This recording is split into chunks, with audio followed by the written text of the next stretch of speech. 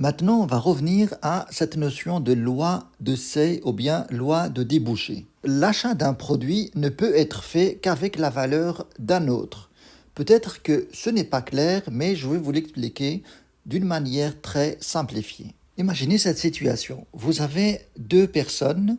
La première personne possède une pomme et la deuxième une banane. On va dire par exemple que ce que cherche cette personne-là, c'est une banane et pas une pomme.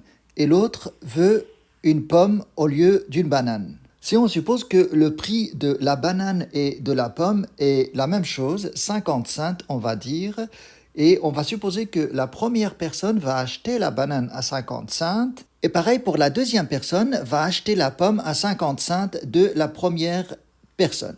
Alors, ce que je viens de faire ici, c'est simplement un échange de la pomme contre la banane. Mais dans ce cas, on se pose la question, c'est quoi l'utilité de cette pièce-là qui s'échange entre les deux personnes?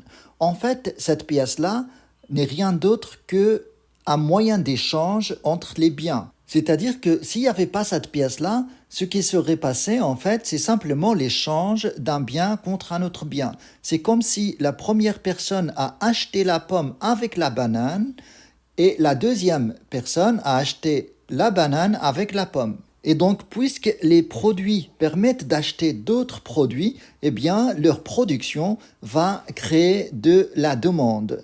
C'est ça, en fait, l'idée principale derrière la loi de seuil ou bien de débouché. Si on crée plus de bananes et plus de pommes, eh bien, on crée en quelque sorte un pouvoir d'achat. Et la monnaie, en fait, n'était qu'un intermédiaire entre ces échanges. Dans ce cadre, je peux citer cet extrait de Jean-Baptiste Say. L'homme dont l'industrie s'applique à donner de la valeur aux choses en leur créant un usage quelconque ne peut espérer que cette valeur sera appréciée et payée, que là où d'autres hommes auront les moyens d'en faire l'acquisition. Ces moyens, en quoi consistent-ils? En d'autres valeurs, d'autres produits, fruits de leur industrie, de leurs capitaux, de leurs terres. D'où il résulte, quoiqu'au premier aperçu cela semble un paradoxe, que c'est la production qui ouvre des débouchés aux produits.